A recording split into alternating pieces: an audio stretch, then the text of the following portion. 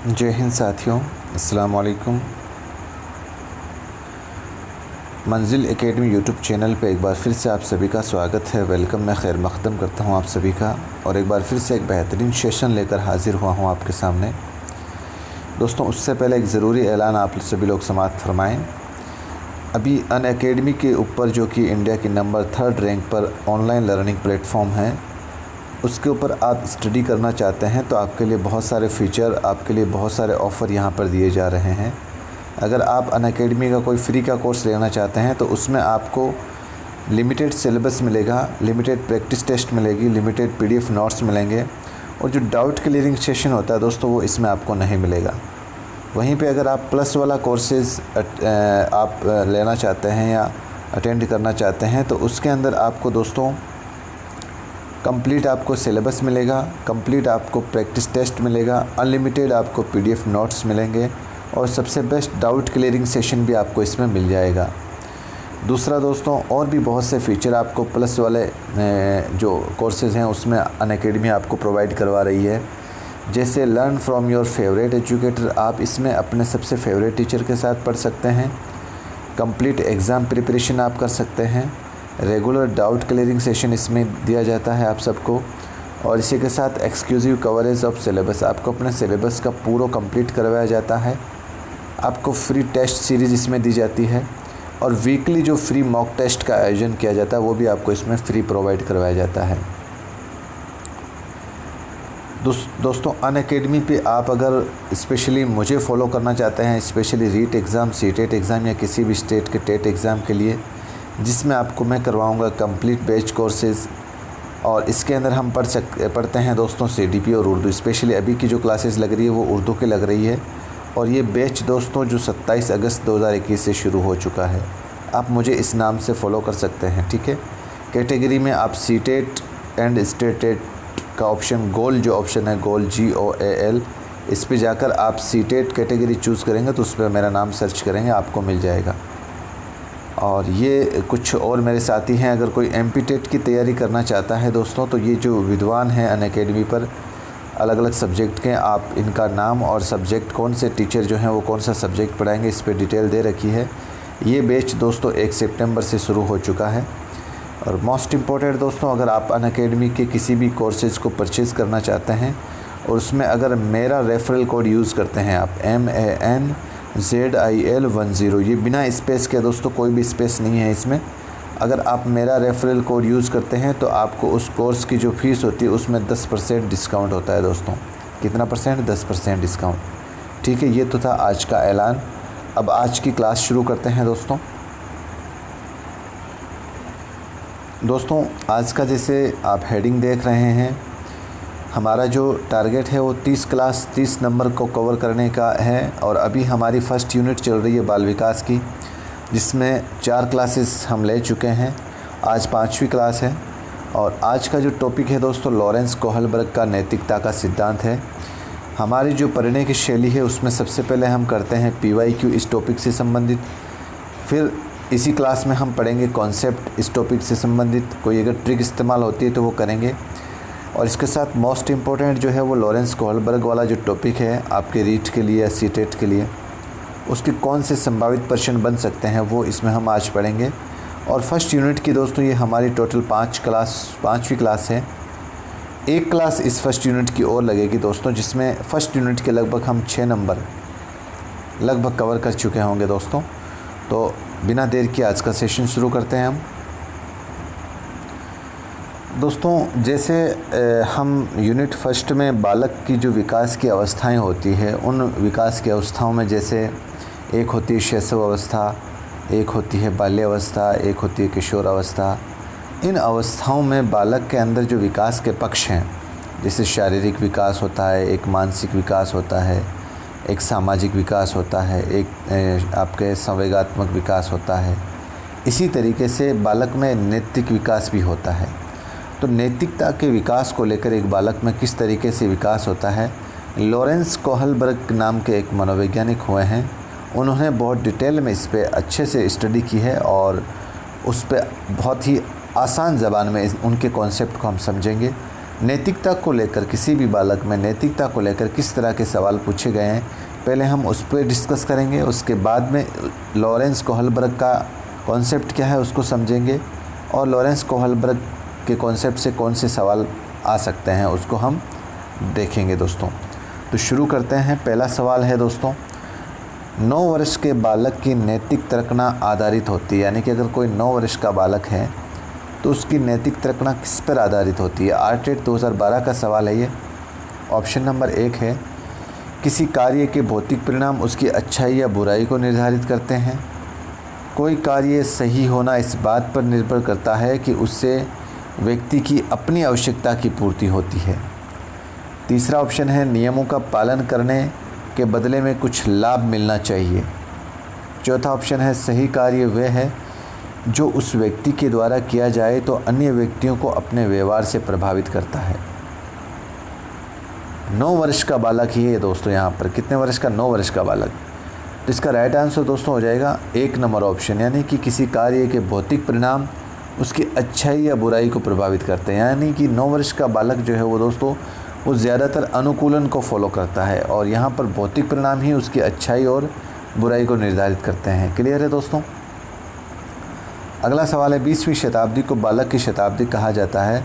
ये परिभाषा किसकी? आरटेट 2015 का सवाल है। ये क्रो एंड क्रो महोदय हैं जिन्होंने 20वीं शताब्दी को बालक की शताब्दी कहा है। अगला सवाल है, विकास एक अधिनियम है। विकास एक अधिनियम है कि विकास प्रतिमान के विभिन्न काल में जो खुशी है वो भिन्न भिन्न होती है। विकास प्रतिमान के विभिन्न काल में खुशी भिन्न भिन्न होती है इस अधिनियम के अनुसार। आरटेट 2012 का सवाल है, आप देख लो दोस्तों कितना डीपली पूछा जाता है। विकास का एक अधिनियम है, और वो अधिनियम क्या है कि विकास प्रतिमान के विभिन्न काल में खुशी जो है वो भिन्न भिन्न होती है। तो इसमें पहला ऑप्शन है, जीवन का प्रथम वर्ष सबसे अधिक खुशी का होता है। दूसरा ऑप्शन है, वय संधि काल एवं जीवन का प्रथम वर्ष भी जीवन का सबसे अधिक खुशी का काल होता है। तीसरा ऑप्शन है, वय संधि काल जीवन का सबसे अधिक दुखी काल होता है।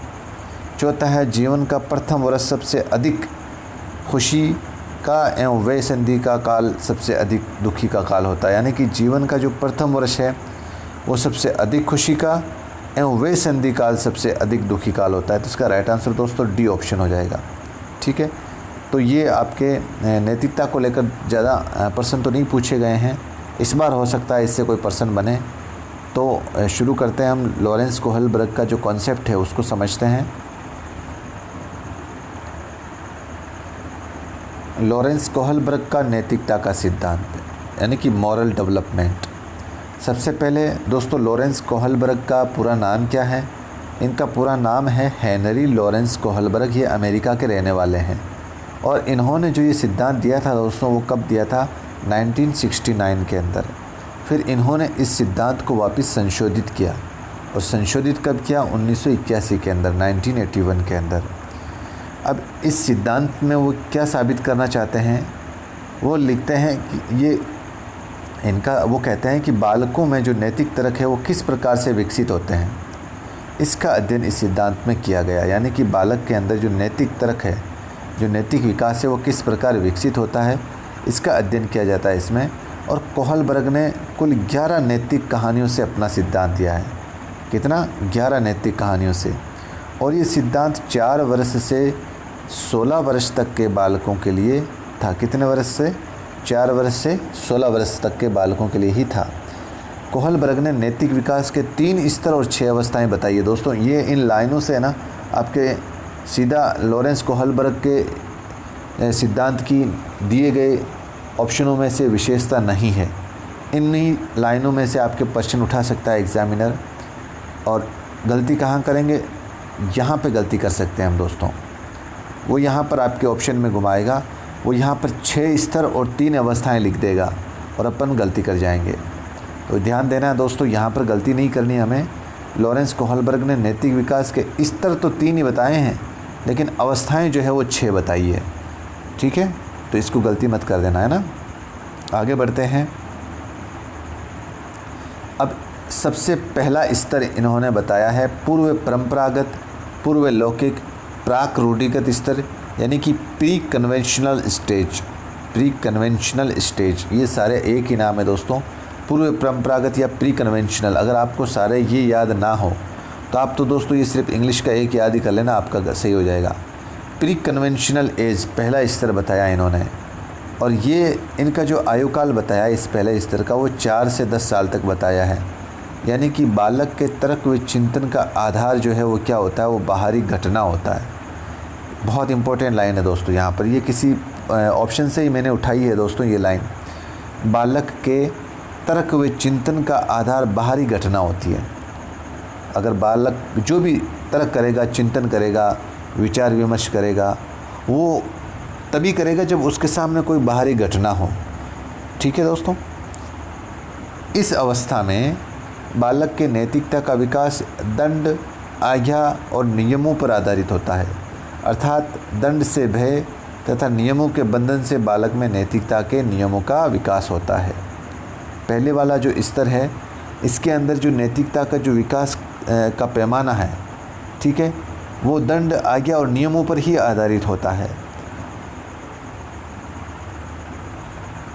इस स्तर की 2 अवस्थाएं हैं। जो पहला स्तर है उसकी 2 अवस्थाएं हैं। कुल टोटल अवस्थाएं कितनी है? 6 हैं।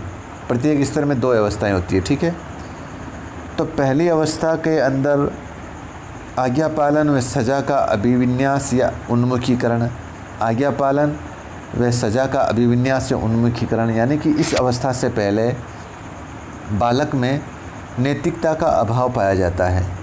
लेकिन इस अवस्था में बच्चों के द्वारा माता पिता एवं बड़ों की आज्ञा पालन तथा पुरस्कार की लालसा या इच्छा शक्ति तथा दंड के भय से नैतिकता का विकास होता है। यानी कि आज्ञा पालन, बच्चे जो है वो माता पिता की आज्ञा का पालन करते हैं। वो या तो किसी चीज़ की लालसा के लिए, अगर वो या किसी चीज़ को प्राप्त करना है तो उसको फिर वो दंड के माध्यम से भी उसमें नैतिकता का विकास होता है। अगर वो गलती करते हैं और अगर उस बच्चे को दंड दिया जाएगा तो वो उस गलती को शायद दोबारा नहीं दोहराएगा।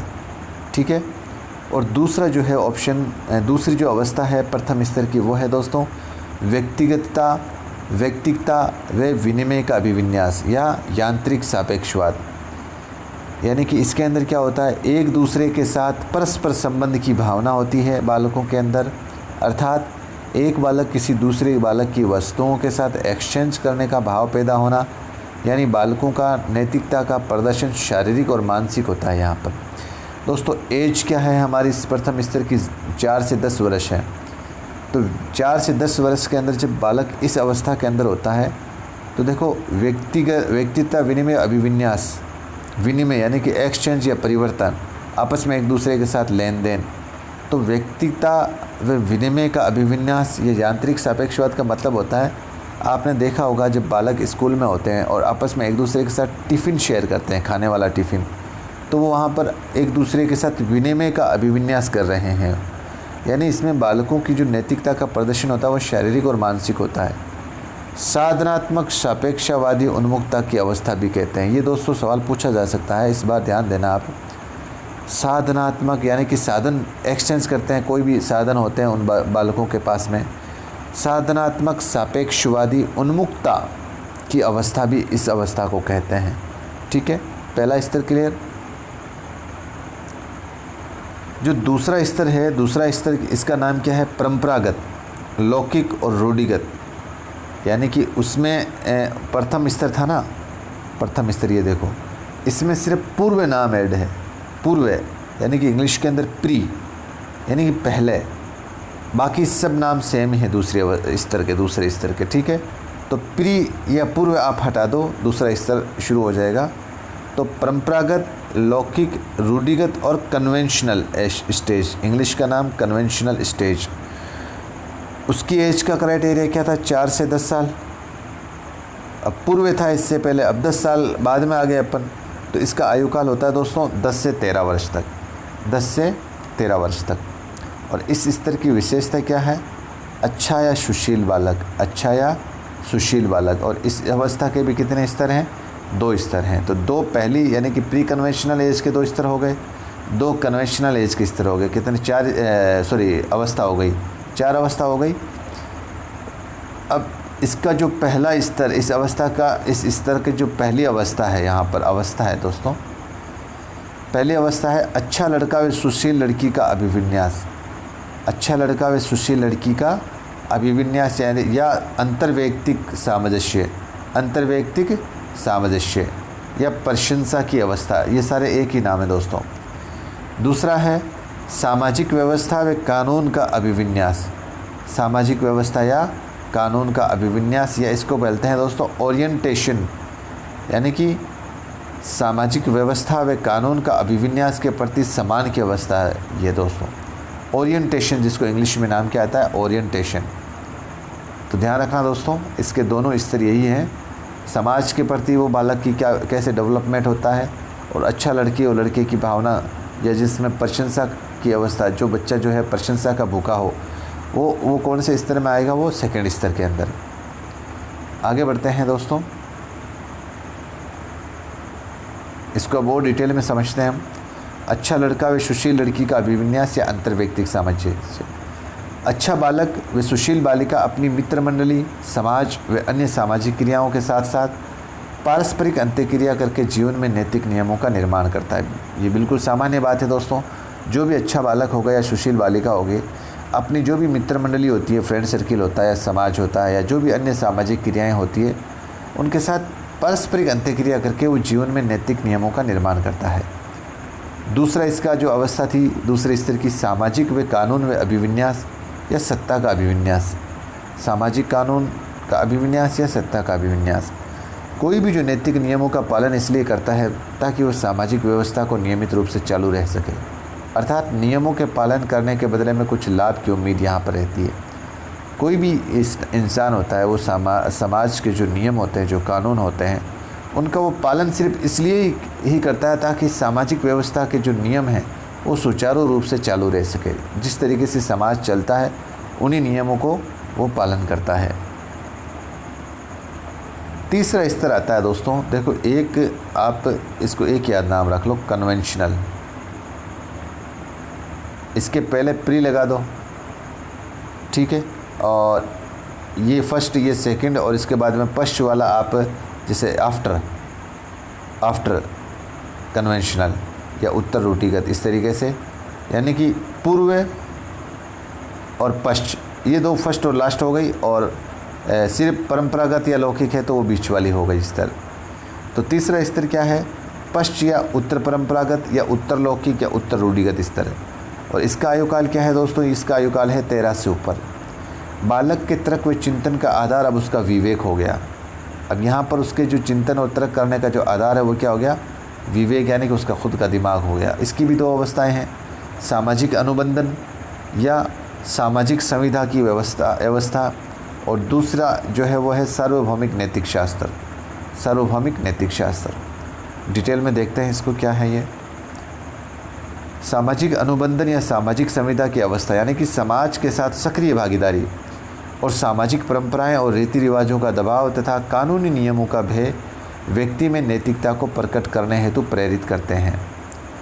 सार्वभौमिक नैतिक शास्त्र में प्रौढ़ावस्था और वृद्धावस्था में व्यक्ति विश्व में प्रचलित सार्वभौमिक नैतिक नियमों की स्वतः पालना करता है तथा इन नैतिक नियमों का प्रचार प्रसार करता है, अर्थात दूसरों को प्रभावित करने वाले व्यवहार विवेक की अवस्था भी बोलते हैं इसको। क्यों दोस्तों, जैसे जैसे हम बढ़ते हैं, जैसे अब यहाँ जो हमारी आयु काल है वो 13 से ऊपर हो गई है, अब हमारी जो सोच का दायरा है वो भी तो बढ़ गया। हम समाज से ऊपर उठकर जो सार्वभौम होता है उसके बारे में भी हम सोचते हैं, उसके अच्छे नियमों को फॉलो करते हैं, उसको अपने जीवन में उतारने की कोशिश करते हैं ताकि कोई हमें देखकर अपने आप में कोई बदलाव कर सके। तो यहाँ पर ये कौन सा स्तर हो गया, ये तीसरा स्तर हो गया, और इसकी अवस्था कौन सी हो गई, सार्वभौमिक नैतिक शास्त्र। ये दूसरी अवस्था हो गई तीसरे स्तर की, ठीक है। कुछ प्रश्न देखते हैं। एक कथन है, विकास की किसी भी अवस्था पे कुछ भी सिखाया जा सकता है। बहुत अच्छा सवाल है, ये जेरोम ब्रूनर का सवाल है दोस्तों, जेरोम ब्रूनर का, ठीक है। कोहलबर्ग के अनुसार किस अवस्था में नैतिकता का निर्धारण विकसित नहीं है। कोहलबर्ग के अनुसार नैतिकता का निर्धारण विकसित नहीं है, तो इसका जो पूर्व नैतिक अवस्था यानी प्री कन्वेंशनल, जो आपके पहली स्टेज है, पहला स्तर है, पहला फर्स्ट स्तर, तो वो कौन सी अवस्था होती है दोस्तों, वो उसमें नैतिकता का जो निर्धारण है वो विकसित नहीं होता है। अगला सवाल है, ये सवाल दोस्तों मोस्ट इम्पॉर्टेंट है। इस तरह के सवाल पूछे जा सकते हैं आपके कोहलबर्ग से या जीन पियाजे के सिद्धांत से। तो इसका नैतिक विकास को सम्मिलित करना है हमें। स्व केंद्रित अवस्था, उसका कार्यकाल क्या है? 2 से 6 वर्ष तक। पूर्व नैतिक अवस्था 0 से 2 वर्ष। आधारयुक्त आत्म चेतना की अवस्था प्रौढ़ावस्था। आधारहीन आत्म चेतना की अवस्था किशोर अवस्था। और परंपराओं को धारण करने की अवस्था 7 से पूर्व किशोर अवस्था। 7 वर्ष से पूर्व, यानी कि 7 वर्ष से पूर्व किशोर अवस्था। ठीक है।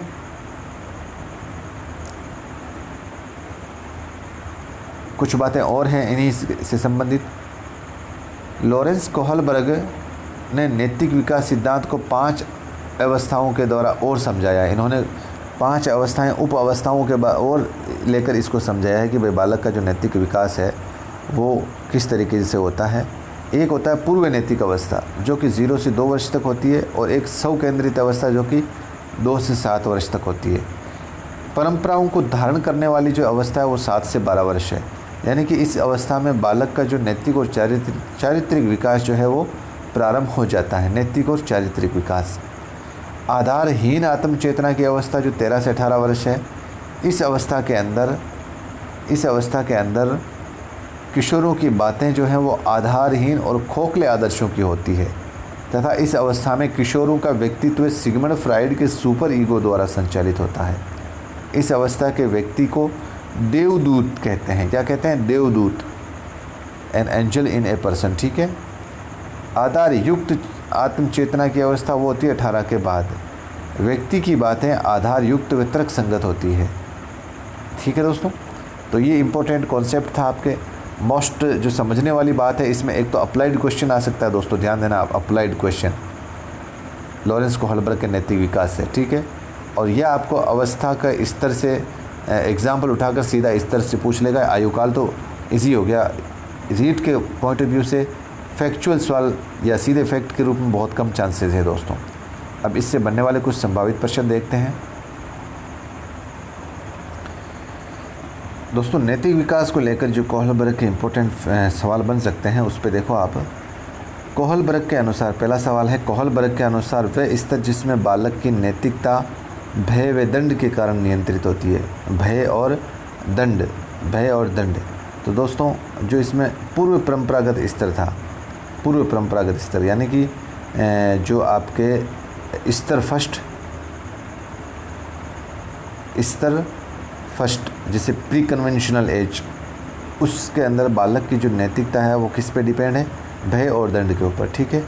अगला सवाल है दोस्तों, पूर्व प्राथमिक के एक बालक द्वारा अपने साथियों के साथ अपनी चीज़ों को एक्सचेंज करना। ये देखो अप्लाइड क्वेश्चन इसको बोलते हैं दोस्तों।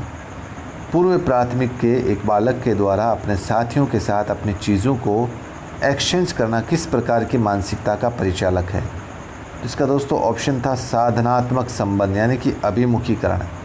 ऑप्शन क्या था? साधनात्मक संबंध। अगला सवाल है, पूर्व प्राथमिक कक्षा का एक बालक अपने साथी की कॉपी को गंदा कर देता है। ध्यान से समझना है सवाल को। पूर्व प्राथमिक कक्षा का एक बालक अपने साथी की कॉपी को गंदा कर देता है। परेशान बालक इसकी शिकायत शिक्षिका को करता है। कोहलबर्ग के अनुसार शिक्षिका को क्या करना चाहिए? बच्चे को दंडित करना चाहिए, आक्रामक बच्चे को शांति से समझाना चाहिए कि वे आगे ऐसा व्यवहार ना करे, बच्चे के माता पिता को सूचित करना चाहिए, बच्चे को कक्षा से बाहर कर देना चाहिए। बताइए दोस्तों। इसका आंसर आप कमेंट सेक्शन में देना दोस्तों। ठीक है, अगर आपको अच्छे से समझ में आया है तो। अगला सवाल है, कोहलबर्ग के फर्स्ट स्तर में क्या नहीं आता? जो पहला स्तर है कोहलबर्ग के, उसमें क्या नहीं आता है? कानून एवं व्यवस्था, दंड एवं आज्ञा पालन, स्व केंद्रिता और नैतिक विनिमय यानी कि इंस्ट्रूमेंटल एक्सचेंज। तो दोस्तों इसके अंदर जो फर्स्ट स्तर है उसके अंदर कानून एवं व्यवस्था ये नहीं आता बच्चे। यहाँ फर्स्ट स्तर में बालक कैसे समझेगा कानून और नियमों को? ठीक है, चलो आगे बढ़ते हैं। कोहलबर्ग के अनुसार सही और गलत के प्रश्न के बारे में निर्णय लेने में जो शामिल चिंतन प्रक्रिया उसको क्या कहा जाता है? निर्णय लेने में शामिल जो चिंतन प्रक्रिया उसको क्या कहा जाता है? नैतिक दुविधा, सहयोग की नैतिकता, या नैतिक तर्कणा और नैतिक यथार्थवाद। बहुत अच्छा सवाल है दोस्तों। तो नैतिक यथार्थवाद जो थ्योरी है उसको तो कौन से मनोविज्ञान फॉलो करते हैं? पियाजे का कॉन्सेप्ट है ये नैतिक यथार्थवाद का। तो लेकिन जो नैतिक तर्कणा है, कोहलबर्ग के अनुसार सही और गलत के प्रश्न के बारे में निर्णय लेने में शामिल चिंतन प्रक्रिया है, उसको नैतिक तर्कणा कहा जाता है। अगला सवाल है, किसी बच्चे का दिया गया विशिष्ट उत्तर कोहलबर्ग के नैतिक तर्क के सोपानों के विषय वस्तु के लिए कौन से सोपान के अंतर्गत आएगा? वापस देख लो प्रश्न। किसी बच्चे का दिया गया विशिष्ट उत्तर कोहलबर्ग के नैतिक तर्क के सोपानों के विषय वस्तु के लिए कौन से सोपान के अंतर्गत आएगा? यदि आप ईमानदार हैं तो आपके माता पिता आप पर गर्व करेंगे, इसलिए आपको ईमानदार रहना चाहिए। अब देखो ये अप्लाइड क्वेश्चन है पूरा दोस्तों। इस तरीके के सवाल अब बहुत ज़्यादा एग्ज़ाम में बन रहे हैं और मैंने भी ये कोशिश की है कि आपके सामने 5-7 प्रश्न हर टॉपिक से रिलेटेड अप्लाइड क्वेश्चन रखूं, ताकि आपने किस स्तर तक की तैयारी की है आपको अंदाज़ा लग जाए। तो सेंटेंस क्या है? यदि आप ईमानदार हैं तो आपके माता पिता आप पर गर्व करेंगे, इसलिए आपको ईमानदार रहना चाहिए। तो इसके अंदर जो चारों अवस्थाएं हैं, एक तो अच्छा लड़का अच्छी लड़की अनुकूलन, सामाजिक संकुचन अनुकूलन, कानून और व्यवस्था अनुकूलन, दंड आज्ञाकारिता अनुकूलन। तो इसका राइट आंसर दोस्तों पहला ऑप्शन हो जाएगा, अच्छा लड़का या अच्छी लड़की अनुकूलन। इसको कॉन्सेप्ट को समझने के लिए जब हमने अभी प्रथम इसके कॉन्सेप्ट को पढ़ा था उसको आप एक बार देख लें। अगला सवाल है, कोहलबर्ग के अनुसार शिक्षक बच्चों में नैतिक मूल्यों का विकास कर सकता है। कोहलबर्ग के अनुसार जो शिक्षक है वो बच्चों में नैतिक मूल्यों का विकास कर सकता है। कैसे? व्यवहार के स्पष्ट नियम बनाकर, धार्मिक शिक्षा को महत्व देकर, नैतिक मुद्दों पर आधारित चर्चाओं में उन्हें शामिल करके। ये चर्चाओं हैं दोस्तों, ठीक है, चर्चाओं में उन्हें शामिल करके। और डी ऑप्शन है, कैसे व्यवहार किया जाना चाहिए इस पर कठोर निर्देश देकर। कैसे व्यवहार किया जाना चाहिए इस पर कठोर निर्देश देकर। तो इसका ऑप्शन 3 है जो सी ऑप्शन है, नैतिक मुद्दों पर आधारित चर्चाओं में उन्हें शामिल करके। ये दोस्तों यहाँ पर अगर कोई शिक्षक उपयोग में लेता है ये फॉर्मूला, तो नैतिक मूल्यों का विकास कर सकता है वो बच्चों के अंदर। फिर है दोस्तों सीधा आपके फैक्चुअल सवाल है, कोहलबर्ग के सिद्धांत की एक प्रमुख आलोचना क्या है? तो दोस्तों कोहलबर्ग ने पुरुषों एवं महिलाओं की जो नैतिक तार्किकता है उसमें सांस्कृतिक विभिन्नताओं को महत्व नहीं दिया है बिल्कुल भी। वापस देख लो, कोहलबर्ग ने पुरुषों एवं महिलाओं की जो नैतिक तर्कणा है, नैतिक तार्किकता है, उसमें सांस्कृतिक विभिन्नताओं को महत्व नहीं दिया है। ठीक है, तो ये दोस्तों आपके लॉरेंस कोहलबर्ग का नैतिक विकास का सिद्धांत था। कैसा लगा आज का लेसन लेक्चर? अपना कीमती सुझाव कमेंट सेक्शन में ज़रूर दे दोस्तों। अगर ये कॉन्सेप्ट, ये हमारी जो सीरीज़ पसंद आ रही है तो शेयर ज़रूर करें। इसी तरीके से मंजिल एकेडमी को प्यार देते रहें और मिलते हैं फिर एक नए कंटेंट के साथ। जय हिंद, खुदा हाफिज़।